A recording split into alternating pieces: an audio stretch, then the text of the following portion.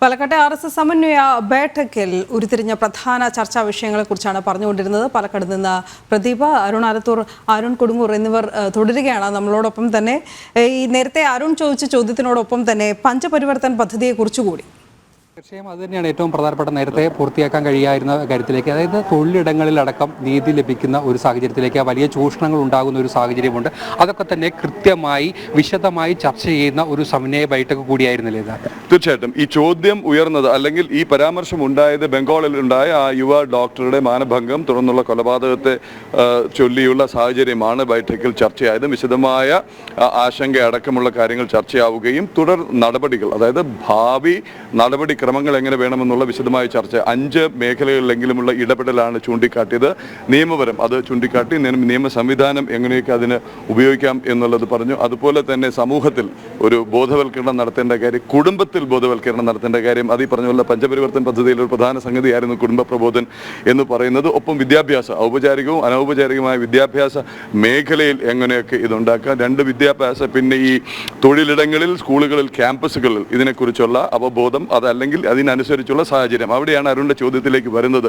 തൊഴിലിടം കൊണ്ട് ഉദ്ദേശിക്കുന്നത് ഒരു ഓഫീസോ അല്ലെങ്കിൽ ഒരു സ്കൂളോ ഒരു ക്യാമ്പസോ മാത്രമല്ല, നമ്മൾ ഇപ്പോൾ സജീവമായ ചർച്ചയായിരിക്കുകയും ഒരു പക്ഷേ പല മാധ്യമങ്ങളും അതിൻ്റെ ഒരു മസാല വശം മാത്രം തേടി പോവുകയും ചെയ്യുന്ന സിനിമാ മേഖലയിൽ അടക്കം അവിടെ നേരിടുന്ന സ്ത്രീകൾ അടക്കം ഉള്ളവർ നേരിടുന്ന വളരെ ഗുരുതരമായ തൊഴിൽ സാഹചര്യം, അത് തുല്യവേതനം ആയാലും ശരി, മറ്റു തൊഴിൽ സാഹചര്യങ്ങളാണെങ്കിലും ശരി, അതും അല്ലെങ്കിൽ ലൈംഗികമോ മറ്റു തരത്തിലുള്ള പീഡനം ആണെങ്കിലും ശരി, ഇടപെടൽ വേണം എന്നുള്ള വളരെ കൃത്യമായ ഒരു വിലയിരുത്തലാണ് ബൈഠക്കിൽ ഉണ്ടായിരുന്നത് എന്നുള്ളത് കൃത്യമായി പറയുന്നു. നീതിയും കൂടി കൃത്യമായി ഇരകൾക്ക് നീതി ലഭിക്കുന്ന കൃത്യമായ ഒരു നടപടി, അതായത് പതിറ്റാണ്ടുകളായി ആവശ്യപ്പെടുത്ത ഒരു കാര്യം കൂടിയാണ്. അതിൽ കൃത്യമായ നീതി കൂടി, പലപ്പോഴും ഇരകൾ വേട്ടയാടപ്പെടുന്ന ഒരു സാഹചര്യങ്ങളുണ്ട്. ആ ഒരു സാഹചര്യങ്ങളിൽ കൃത്യമായ ഇടപെടൽ കൂടി വേണമെന്നുള്ളൊരു ആവശ്യം കൂടിയല്ലേ മുന്നോട്ട് വെക്കുന്നത്? അതായത് ഫാസ്റ്റ് ട്രാക്ക് എന്നുള്ള വാക്ക് തന്നെയാണ് അദ്ദേഹം ഉദ്ദേശിച്ചത്. നമ്മുടെ ഇവിടെ ഇപ്പോഴും പല കേസുകളിലും വളരെ സെൻസിറ്റീവായുള്ള കേസുകളിലൊക്കെ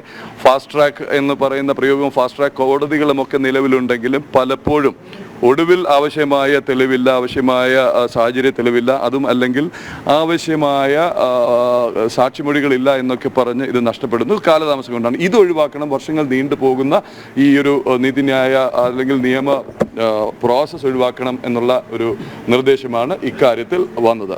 മറ്റൊരു രസകരമായ ഒരു സംഭവം, ഈ ബൈഠക്ക് ആരംഭിച്ചത് മുതൽ തന്നെ കേരളത്തിലെ ചില മാധ്യമങ്ങൾ ബോധപൂർവ്വം ഒരു വാർത്ത നൽകുന്നുണ്ട്, RSSും BJPയും തമ്മിൽ എന്തോ അടിയാണ് എന്ന തരത്തിൽ. അതിൻ്റെയും അത് സംബന്ധിച്ച് ഒരു ചോദ്യം ഉയരുന്നുണ്ടായിരുന്നു. പക്ഷേ അവർക്കറിയാത്ത കുറേ കാര്യങ്ങൾ, അതായത് ഈ പറയുന്ന എല്ലാ സംഘടനകളിലും ഈ BJPയിൽ ഉൾപ്പെടെ പ്രവർത്തിക്കുന്നത് RSSകാരാണ്, RSSൻ്റെ പ്രചാരകന്മാർ, സംഘടനാ സെക്രട്ടറി ആയിട്ട് ഉൾപ്പെടെയുണ്ട്. അത്തരം കാര്യങ്ങളും കൃത്യമായിട്ടൊരു മറുപടി അല്ലേ? കൃത്യമായ മറുപടി ഉണ്ടായി.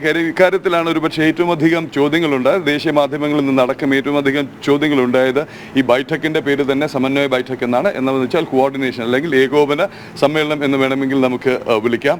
ഈ ബൈഠക്കിൽ ലാക്ക് ഓഫ് കോർഡിനേഷൻ, RSSും BJPയും തമ്മിൽ ഏകോപനമില്ലായ്മ ചർച്ചയായോ, അങ്ങനെ ഒരു ഏകോപനമില്ലായ്മ ഉണ്ടോ എന്നുള്ള ചോദ്യത്തിന് അദ്ദേഹം പറഞ്ഞു, ഇതെല്ലാം ചർച്ച ചെയ്യാനാണല്ലോ ഇരിക്കുന്നത്, ഏകോപനം ഏത് രീതിയിൽ എപ്പോൾ വേണം എന്നുള്ളത് കൃത്യമായ തീരുമാനം എടുക്കാനുള്ള ആർജവമുണ്ട്, അത് എടുത്തിട്ടുണ്ടെന്ന് പറഞ്ഞു. വീണ്ടും ആവർത്തിച്ച് ചോദ്യങ്ങൾ വന്നു. അതായത് ഒരു ചോദ്യം ഉയർന്നത്, BJPക്ക് ഇപ്പോൾ പണ്ടത്തെ പോലെ RSS വേണ്ടത്ര പ്രചാരകന്മാരെ നൽകുന്നില്ലേ, അതോ ഇനി നൽകേണ്ട കാര്യം ഇല്ലേ എന്നുള്ള മറ്റുള്ള ചോദ്യങ്ങൾ വന്നു. അതിനും അദ്ദേഹം വളരെ ശാന്തമായി നൽകിയ മറുപടി എന്ന് പറഞ്ഞത്, ആവശ്യമായ സമയത്തും ആവശ്യമായ രീതിയിൽ പ്രചാരകന്മാരെ നൽകാനും അതല്ലെങ്കിൽ വേണ്ട എത്ര ഏകോപനം നടത്താനും കഴിയും എന്നുള്ളത്. അതിലും ഉദ്ദേശിച്ച ഉത്തരം ലഭിക്കാതെ വന്നതുകൊണ്ടാവണം പിന്നെ ഉണ്ടായ ഒരു ചോദ്യം എന്ന് പറയുന്നത്, BJP അധ്യക്ഷൻ JP നദ്ദ ലോക്സഭാ തെരഞ്ഞെടുപ്പിന് ശേഷം പരാതി പറഞ്ഞു അത്രേ. അതായത് RSS പ്രചാരകന്മാരെ അതല്ലെങ്കിൽ ഈ RSS പ്രവർത്തകരെ വേണ്ടവണ്ണം അവരുടെ ഒരു സഹകരണമോ അവരുടെ സഹായമോ അതല്ലെങ്കിൽ അവരുടെ പിന്തുണയോ